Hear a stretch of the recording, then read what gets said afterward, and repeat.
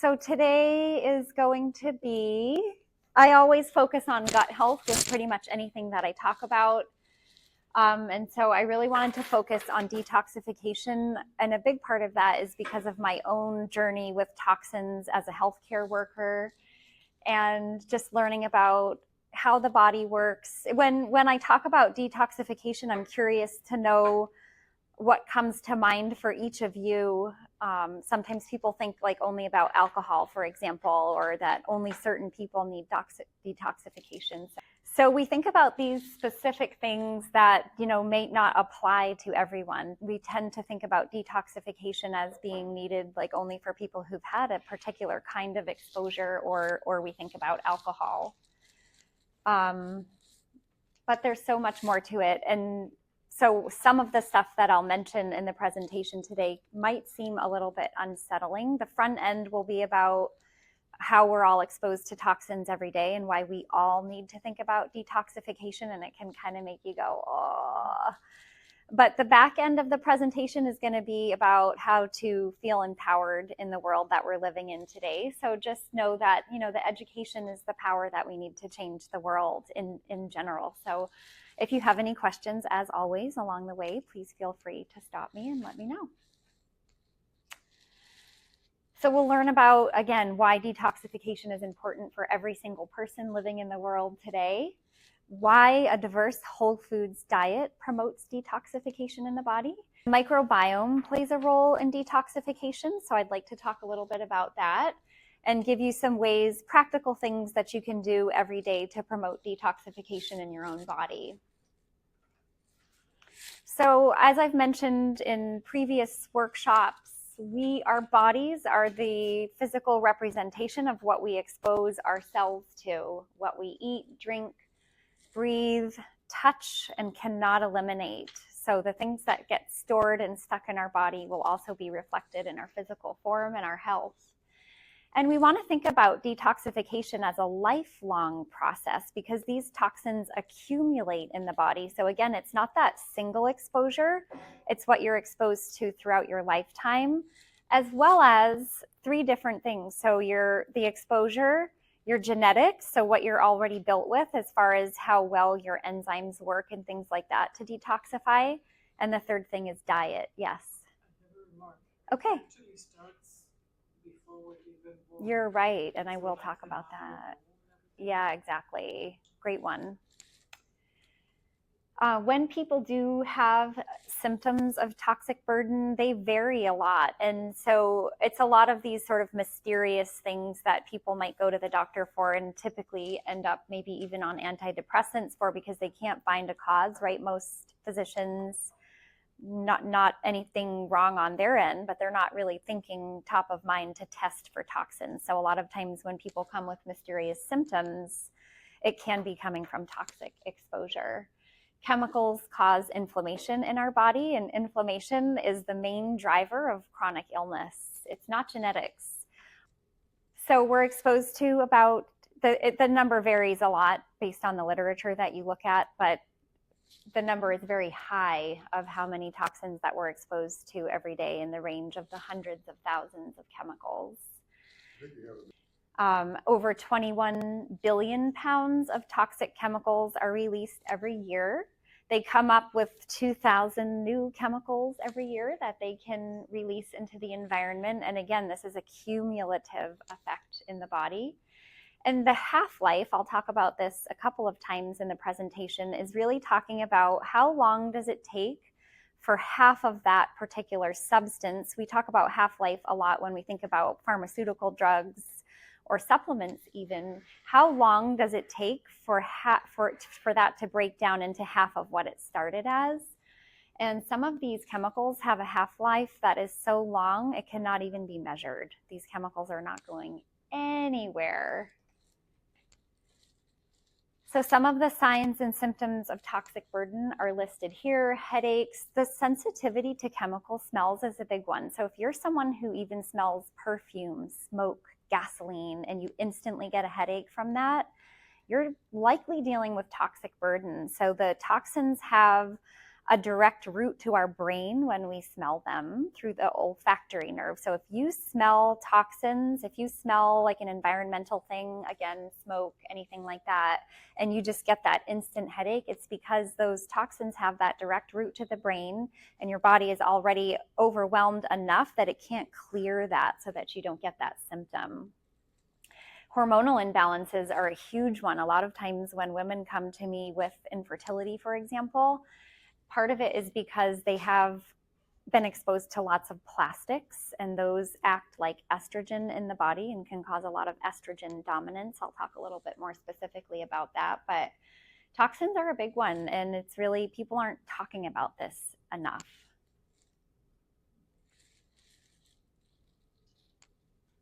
And this is actually, it's going to take forever to load. It's just a picture of the toxin questionnaire, just to kind of give you an idea of where you might be at to start with. I personally live a super clean lifestyle, and I have for a while. Like everything I learn, I try to adapt, and I don't do it perfectly by any stretch of the imagination, but I try. And I honestly, even if I did the questionnaire, really never would have thought that toxins were doing anything in my body. I didn't give it that much thought until I did a toxins panel on myself, and I'll show you that in a little while. So the exposome is the word that we use to talk about everything besides our genetics that we are exposed to that's responsible for creating our overall health. Xenobiotics is a fancy name that we've given to all of the chemicals that are foreign to our physiology, right? So if we have this tens or hundreds of thousands of chemicals that we're exposed to every day, yes, our bodies are designed for detoxification, but these are things that the body wasn't designed to deal with, right? They're new, they're different. PFAS are the forever chemicals, and as you mentioned, 100% of babies born today will have detectable forever chemicals in their bodies. The EDCs are the endocrine disrupting chemicals, and the plastics that I was talking about are a good example of those endocrine disrupting chemicals, because they either block or act like or somehow interfere with our hormone signaling. And you can see a long list of sources of different chemicals that are out there. Pesticides are a huge one, plastics, the forever chemicals, the industrial pollutants. Honestly, any time that you walk into a room, maybe it has new carpet or something like that, and you can smell something, it's chemicals. For me, working in the hospital, especially giving anesthesia, I opened syringes. I drew up all my own drugs to give to my patients, and so I would open syringes hundreds of times a day, and breathing tubes, right? Every time I opened something like that, I would get this waft of chemicals. And when the pandemic was happening and we had to wear N95 masks, you could open that mask and just get a tremendous waft of chemical, and then we had to put that on our faces and wear it. I worked 24-hour long shifts, so depending on how busy my shift was, I was in that mask for a long time. So I started opening them ahead of time and lining them up on my desk to air them out, and then I would just try to swap them out. Oh no. Every single mask came in a plastic container that was like trapping all the gases in there. So I would literally open the package and let it like off gas on my desk for a while before I would put it on. Does it also help? So for people who work, like I had a client recently, a young guy, 24, and he's a laborer in Boston, and he works with all these chemicals all the time. And he was telling me that, kind of the culture with the work that he does, people would be like, oh, it's no big deal, man. Like, don't worry about it. And the stuff wasn't actually labeled that well. They weren't looking at the stuff. Nobody's looking at the OSHA things or the material data safety sheets or anything. It was kind of just, a bunch of young guys that were like, quit worrying about that, dude, And he was asking me about it because he came to me with significant health issues that he couldn't find a source for. And I said, please, please, please, please, please put on a really high industrial mask. Like I ended up, it was more because my face is really narrow, so that over time the N95s didn't fit me that well. So I wound up, I should have put a picture of it. in here. I wound up wearing one of those giant like respirator things with the things on the side, but like that was made out of like silicone and rubber and stuff like that, and I didn't get the same effect. So ultimately, it was very heavy on my head and gave me a neck ache. But I was glad that I didn't have to wear the other mask. It was, yeah, totally. And then I mentioned the grass law is so important to me. This is one of my main drivers of the passion of the work that I do, is that we in the US, we assume when we see something, a food item on a shelf in a store, we just assume that there's been diligent and rigorous testing on the chemicals that are in this food and that it's not going to harm us in any way. But in the 1950s and 1958, they passed a law that allowed a company's own experts to tell us whether or not something was dangerous or harmful to health. And if there was no study on a particular chemical, it was considered generally recognized as safe. So now they can put pretty much anything they want into food, and there's no third-party testing. There's no FDA oversight of any of those chemicals, because they just said, you know, oh, your own company's experts can let us know what the problem is. I noticed that is great question. And then in the 1980s, the tobacco industry, you know, was losing a lot of money because people realized that cigarettes were full of chemicals and just harmful for health and addictive. And so they bought out the food industry, Kraft, and pretty much any big food company that you can think of. So now we had the experts in chemical addiction in humans putting chemicals in the food that, because of the grass law, like nobody's testing it, nobody's looking at what this is doing to human health. And as long as they can't prove that it's doing anything, they can do it. And the main things that they add chemicals for are to make us addicted to their product, because they want us to buy more of that. I think I mentioned this last week, but I always say the Lay's potato chips are the best example that I can think of, because their slogan was, I bet you can't eat just one. And that was because they studied that and they knew we couldn't. So now that they're giving Ozempic shots to 6-year-olds, I actually don't know if that passed or not, but that was on the table. And it's like these ultra processed foods that these kids are addicted to. And instead of switching them to a whole foods diet, they're going to give them injections every week for the rest of it. They've got a long-term customer, the pharmaceutical industry does. So occupational exposure matters. You know, I talked about the young laborer that I took care of, and nurses and doctors also have a super high level of exposure just based on like the things that I was, and as an anesthetist, I was exposed to a lot of the anesthetic gases as well.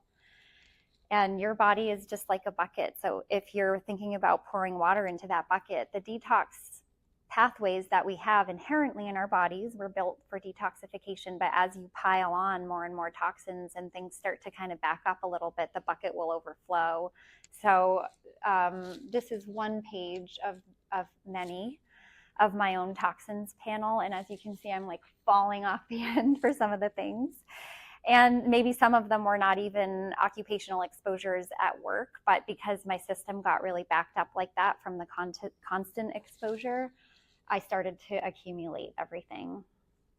I hardly ever eat something that's not organic, but I had glyphosate is the main ingredient used in pesticide, and I was like just loaded up with it.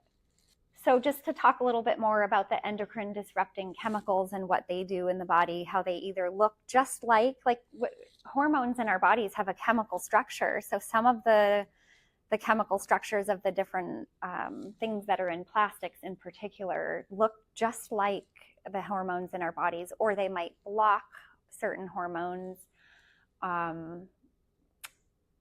or alter the signaling in some other way. And this is causing a lot of problems for people. The xenoestrogens, again, specifically, are one of the ones that are causing the biggest problems, and these are primarily in plastics. But this is a big reason why we're seeing, you know, little girls 6, 8 years old with puberty and getting their period, and it's because of they have this high level of exposure to these endocrine disrupting chemicals that are acting like estrogen in the body and causing this precocious puberty. So as I mentioned, glyphosate is the primary ingredient in most of the pesticides that are used around the world, and it's so prevalent that even countries in different places that don't use pesticides, it's detectable in the rainwater and things like that. Like it's in the soil. The biggest problem I think with pesticides is not only what they do in our own bodies, it's that they're turning soil into dirt, because the soil has a microbiome as well that we rely on for the production of nutritious food. That's how nutrients get into food, is via the soil. Just like our own microbiome is responsible for our health, a plant that grows in the soil, its health is based on what's happening in the soil's microbiome. We're reflecting one another here. And all of the soil worldwide is becoming dirt because we have all these pesticides that are killing the animals in the soil. And so what are some of the things that glyphosate does in our bodies? So we naturally produce liver enzymes that help us with detoxification, and these pesticides inhibit those enzymes. And the microbiome, it's so fascinating to think that these bugs living in our bodies are helping us with detoxification. They have an amazing role in helping us get rid of toxins and things like that, among many, many other wonderful things that the gut microbiome does for us. But when we ingest pesticides, just like they kill what's in the soil, they also kill the beneficial bacteria that are in our gut. So as a species, we've lost 80% of our own microbiome diversity, and a lot of this is because of the pesticides that are in our food, air, and water. And so when you have this combination of impaired liver function and gut microbiome disturbance from these pesticides, it can definitely weaken your overall ability to detoxify and create health problems. Hello. So yeah, we are designed to handle this, but I don't think we're necessarily designed to handle the onslaught of chemicals that we're supposed to be dealing with today. The lacto and bifidobacteria are the strains that are best studied to help us with detoxification. And when I'm talking about what the liver does, the liver's role in detoxification, it's relying on nutrient. Those pathways are run by nutrients that we need to ingest through foods. And we can take vitamins and supplements to help us with detoxification, and I'll talk a little bit about that. But in an ideal world, the food is the main way to absorb these nutrients. The body best absorbs things that we need for detoxification and every other physiologic process that is happening in our bodies. So ideally, eating 30 to 40 different types of whole foods per week is the goal for optimal detoxification. We need to have good digestion occurring so that we can actually absorb these nutrients. If we can't absorb them, they're really no good. So if we have, any kind of digestive situation that's preventing us from absorbing nutrients, that's going to impact our ability to detoxify. Body composition matters, and this kind of works both ways. So toxins are stored in fat cells, which is like good and bad, right? So if we're overweight, the toxins have more hiding space. On the flip side, the body, doesn't want those toxins in the bloodstream. It doesn't want toxins to have access to our vital organs, for example. And so it will intelligently create more fat cells. I've mentioned this a couple of times before, in order to bury those toxins and keep them away from the organs that we don't want toxins to get to. So, like I said, that kind of works both ways. We can sometimes develop obesity because of chemical exposure, and at the same time, if we don't have ideal body composition, we're also can be more likely to develop toxic exposure. Stress is a root cause of pretty much anything that you can think of in the whole wide world, and it really impacts digestion and nutrient absorption. So we definitely need to work on stress management as a society. I'll do a sleep workshop at some point, but the glymphatic system is specifically referring to the detox that happens in the brain. And it only turns on after 7 hours of sleep. When I learned this, it radicalized the way I think about sleep. everybody's brain fog is a diagnosis right now. Like people are really struggling with brain fog.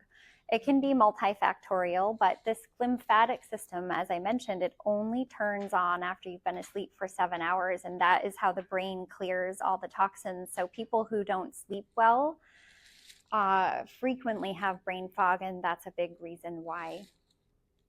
And obviously liver and kidneys are, in Western medicine, we tend to study liver and kidneys as operating in silos for their pieces, but we obviously need a functioning liver and kidneys.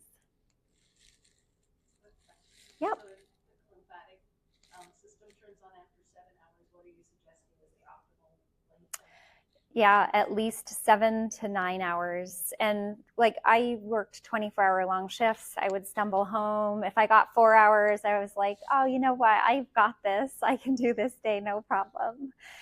And oh my gosh, it was just so painful. And so people who work nights and things like that, they've got to work extra hard to try to get that sleep. And now that I'm not working nights anymore, even still in my mind, I thought, if I go to bed at 10 and I get up at 5, that's like 7 hours. And even wearing a sleep tracking device has revolutionized the way I think about sleep, because I realized that's fine if I'm laying in bed for 7 hours. That doesn't mean I'm actually sleeping for 7 hours. So now I give myself, people laugh at me because I put my phone away at 8. And I go into my bed and I start to chill out and relax. And I try to make sure that I actually give myself enough time to be asleep for at least 7 hours.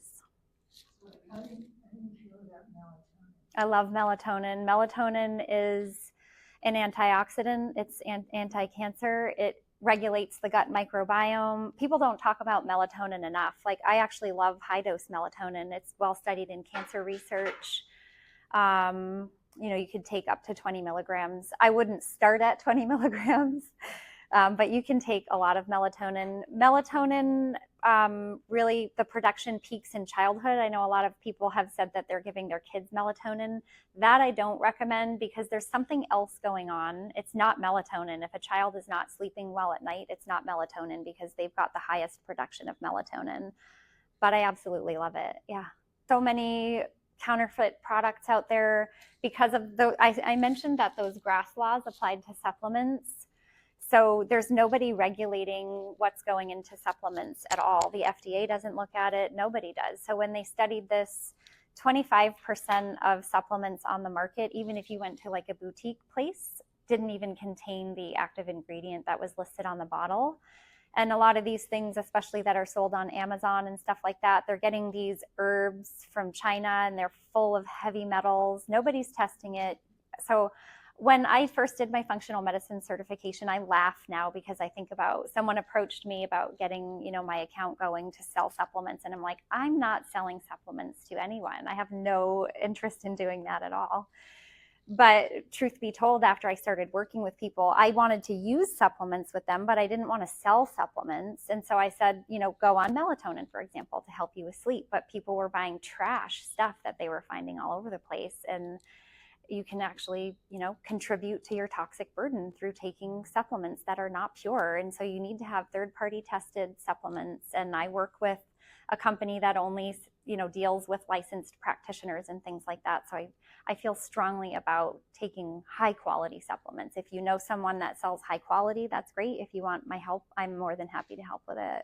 I mean, napping is great. Napping has a lot of great benefits. If you don't sleep well at night, I recommend napping. Doing it earlier in the day is better than doing it in the evening.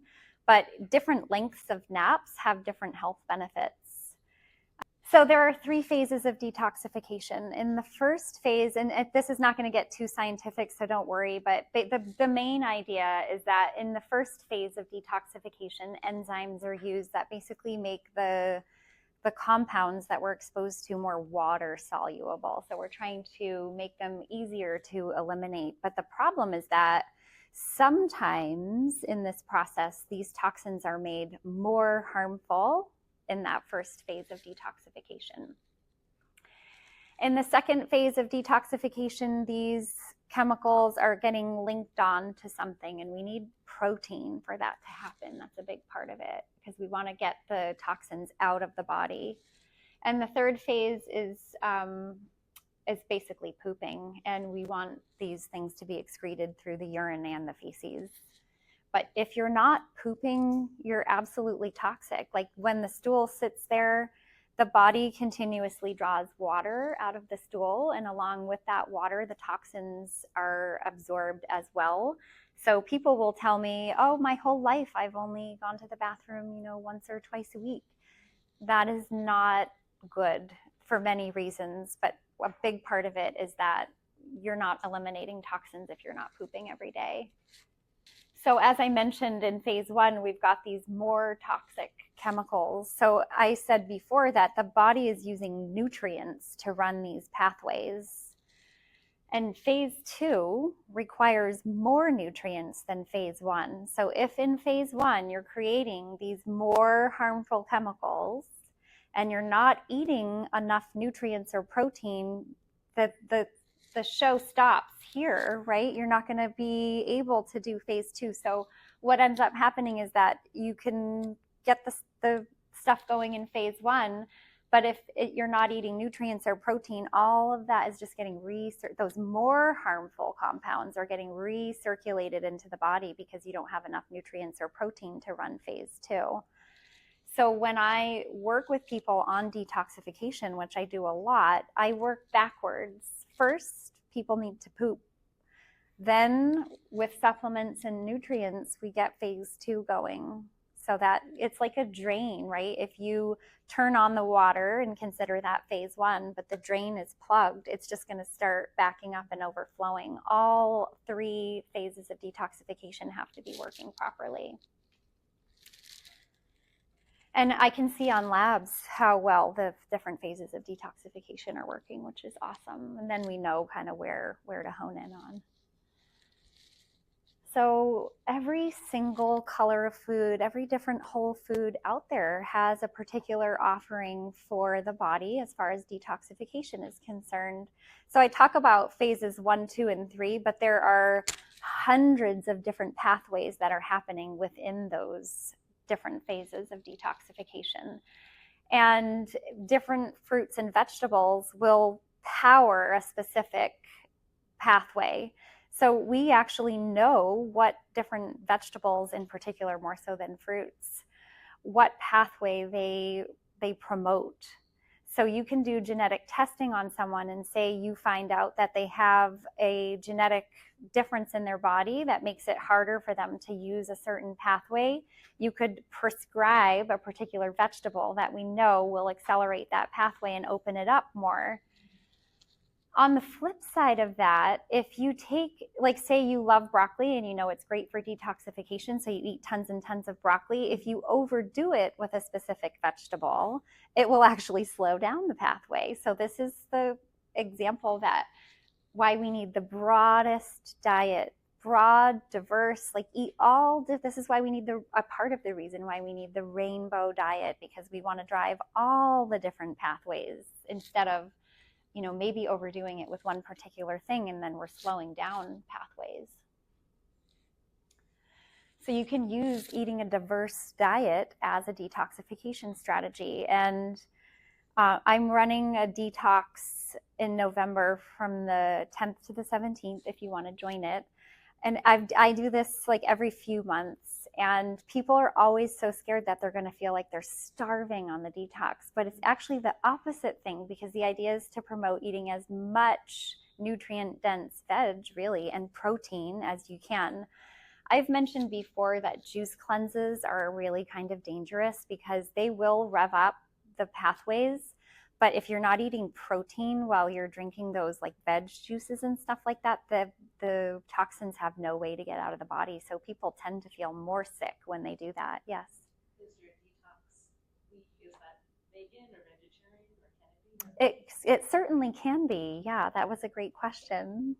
Yes. So is there protein that you recommend over others? Clean protein, and as I mentioned, fat holds toxins. So when you want lean cuts of protein, the animal that's been grazing on whatever, and I mean, even if it's an organic meat, you still have all the rainwater and stuff like that. So you want to eat a lean cut of meat, because when you eat the fatty stuff, that's where all the toxins are stored in the animal as well. And the fat's so good. I know, it's so yummy. What about liver? Liver is amazing. Liver is It's not like holding toxins. no, liver is an anti-aging miracle. I take liver in my capsules because I don't like the flavor of it. My dad is an amazing cook. He went to the Culinary Institute of America, and he never served us liver when we were growing up, but he really likes it, and so does my mom. And when I did I did like a deep dive on reversing biological age, which was the first talk here, and I talked a little bit about liver. And so my dad said, let's go to the farmer's market and get some liver, and I'll make you a liver dish. And I couldn't wait, because I had learned all this stuff about how liver makes us youthful. And I took a big old bite of that liver, and I just went like, oh my God. So liver is awesome, but I take it in capsules. Have you tried chopped liver? I'm not sure that I would, but like I'll take a bite of it maybe. What else? Organic liver, right? Yeah, I do recommend, like what I didn't realize before is that a lot of the particularly like bovine, cow meat is coming from China, and it's been transported such a long way. So I like Prather Ranch at the Campbell Farmers Market, because that's all locally grown stuff that they treat the animals humanely. In Campbell, there's a farmers market, and they have a stand called Prather Ranch. One in the plaza? It's on Campbell Avenue on Sundays, yeah. Where the dollar store and all these. No. Oh, yeah, I know the one you're talking about, but no, it's downtown Campbell on Sunday mornings from 9 to 1. And On Campbell Boulevard. A lot of music. it's lovely, even if you don't buy a thing. It just feels so good to see all the colors and all the music and the vendors. I love it. What do you What is think? the name of the company you said? Yeah. It's Prather Ranch, Prather, and that's all local. Like, it tastes so different. I didn't care for ground beef at all, and he convinced me to try it, and I made tacos, and I was very impressed, and I eat it all the time now. It's delicious. I don't know that they have the USDA symbol on their food, but it's 100% trustworthy. Like, yeah, a lot of the vendors at the farmers market will say no pesticides, and it is still safe to buy that stuff, even if it's a long, arduous process for a farmer to get the USDA organic. It's very expensive and takes a long time. Yes.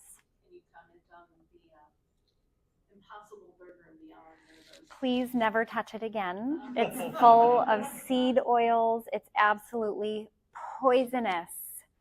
And they've done a great job marketing it. I mean, it's full of chemicals. It is full of chemicals. If you want to think about toxic burden, like, that's a great source of chemicals. And the seed oils are cancer causing. It's just not, yes. What do you think of the farmers market at West Valley College? I haven't, but I should check it out. Yes. I'm a little bit shocked of what you said about the meat, that it's from China. Do you mean that what we buy here in Safeway and all these stores? Yep. It's not local meat? No. Is there a way to know? You could ask the butcher. Some of it, you'll see this little signs that say raised, harvested, and butchered in the USA or something like that. So for myself, I never gave that a second thought. Okay, great. But I never thought, like, well, where else could it be raised? But then a lot of it's coming from China. I only see the USDA Prime or Choice or. Yeah, no. You can ask the butcher. The other thing about buying meat at the grocery store is you can tell, we're kind of used to seeing the flaming red color of meat, and it looks sort of alive and wonderful, but when you cut into it, it's like gray on the end. That's all like dyes and food colorings that they inject into the meat to make it look appealing. So many clients that have a shelf full of supplements that they take because they read a particular article, and I have to admit, when I first started learning about supplements, I thought, I need that one. No, I need that one too. And I need that one and that one and that one. But we really can. I love creating supplement protocols for people, because they work, and I like to help people achieve their health goals through something easy. I sometimes find that I'm just like everyone else. Sometimes I do an awesome job with my diet and I'm totally dialed in. And then sometimes it just kind of goes, down. And for me, taking supplements is like the easiest thing that I can do to stay on track. And they come in little sachets, like you've got your morning sachet and your nighttime sachet, and you can just take that and it's easy, and it just, sometimes I even fall off and I don't take my supplements. But the fastest way I have found to kind of get back on track and start feeling good again is just through supplementation. Targeted, personalized supplementation with good quality supplements. All right. So this is really just talking about what I had mentioned before, that the nutrients are really coming from the vegetables that we eat, and these work synergistically sometimes. So it's not that like one individual thing, it does. One thing will drive one pathway, but they also work really well together.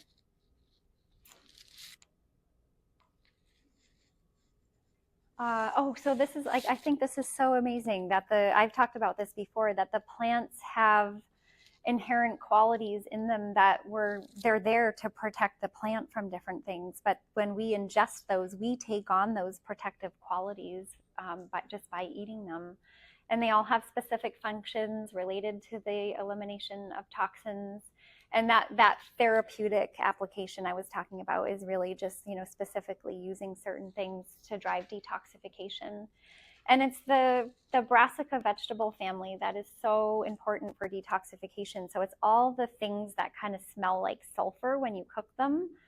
The broccoli, the asparagus, the Brussels sprouts, cabbage, cauliflower, all of those things that kind of have an odor to them. That's the sulfur that you're smelling, and it's actually the sulfur that is driving phase 2 detoxification, which is what we really want to amplify, right, rather than phase 1.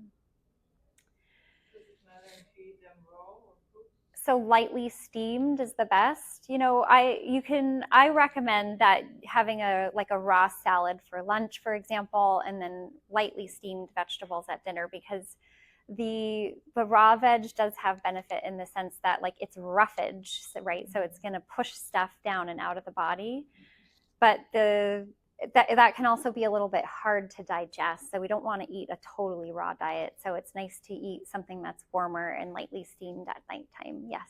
May I ask what you put in your salad?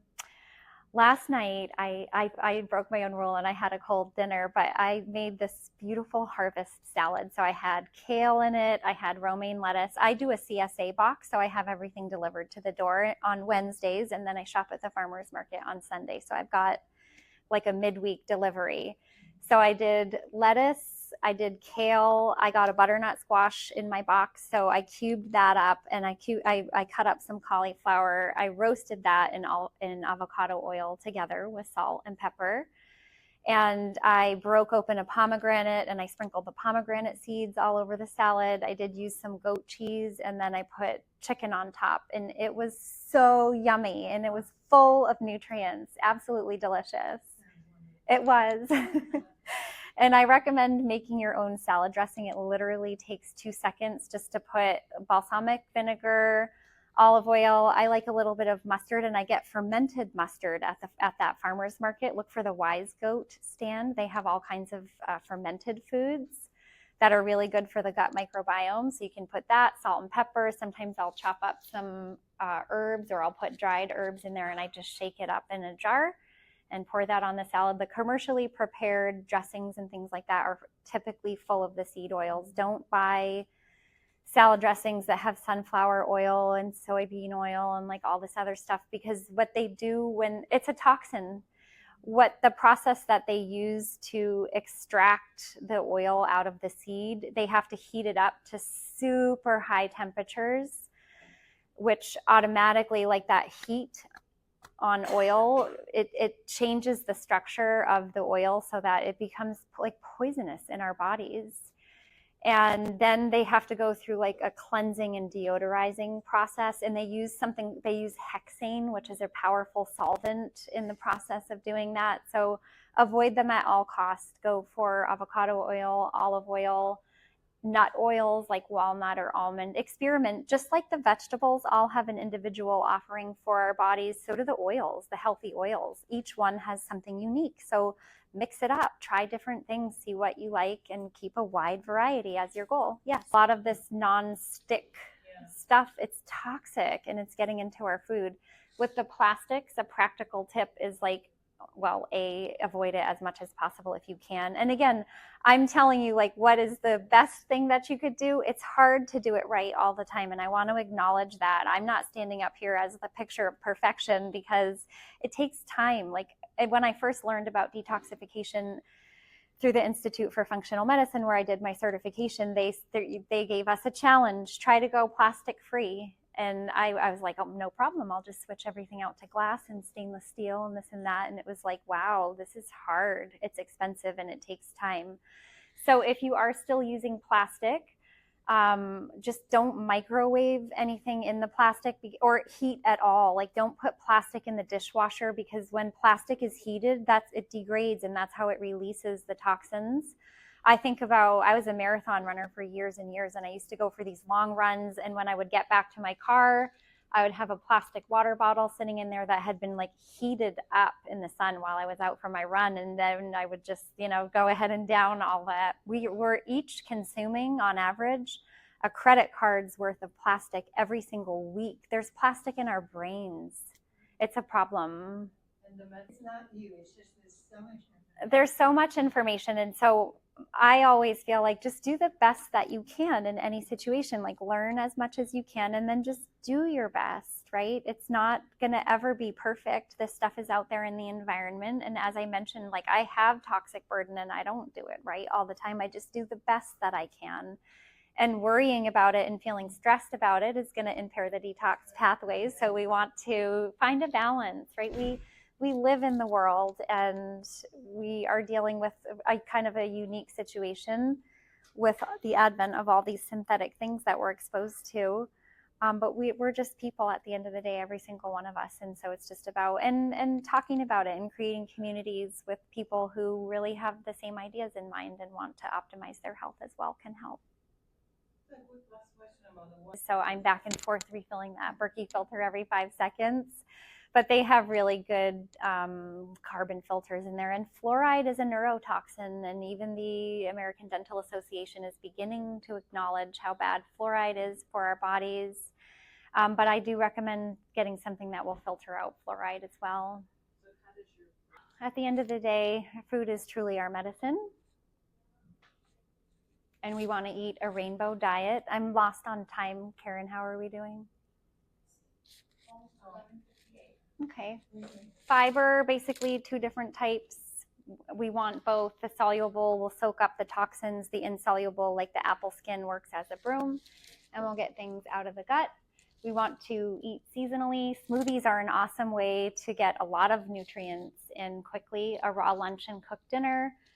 Phytonutrient infused water, like put cucumber or whatever you want in there. Spices are absolutely amazing. Green tea is a huge one. 4 to 8 cups a day is really what they recommend, and it's a lot. So one trick, like a biohack, is to make a pitcher of green tea and use that as the base for your smoothie. The brassica vegetables I talked about. Spices like turmeric, ginger, and garlic, but all spices. I feel spices are intelligent, and the spice mixes from India and things like that are so fascinating, but spices can help drive detoxification as well. So spice liberally. My holistic nutritionist who I work with has this meal planning software that I use all the time, and she provides it for our clients. But I made this menu for myself, and you want to try those 30 to 40 different whole foods every week. And I hit it with my meal planning thing, and you can do leftovers and different things like that. So we have a cheap membership program. If you like the idea of meal planning, that's included in it. Yeah. No, it's a software for nutrition professionals and things like that. It's not something that you could just log into and subscribe to. Sauna, I highly recommend. You sweat the toxins directly out of your skin. Exercise has many, many different benefits in terms of detoxification. We talked about sleep. Yeah, exactly. And so that's it. Toxins are everywhere. We can use our diet and lifestyle to optimize. And if you want to do I'm doing it as like a pre-holiday detox, because I shouldn't say, I have a tendency, especially when I worked in the hospital, and every break room was like a tower of holiday treats to have that patients would bring in and other nurses would bring in. So my idea was to do this detox right before the holidays. So I'm doing it from the 10th to the 17th so that we can kind of enter the holiday season optimized. And quite honestly, after doing a detox like this, many people feel less tempted to eat those sweet treats because it just doesn't appeal after you've gone through all that work, and people feel so good by the last day of the detox that they're just not tempted. People always ask, like, how do I keep going on this? Well, just keep going. And it does, if you sign up for the detox, it is guided every single day. The holistic nutritionist and I will guide the full 8 days on a Zoom call, and we'll send out the recordings for people that can't attend. But I have a supplement kit that goes along with this. It's got a probiotic, it has a fiber product, it has a really detoxifying protein powder, and one other like Ayurvedic herb just to make sure that you're pooping, because sometimes when people start to detox, they get bound up.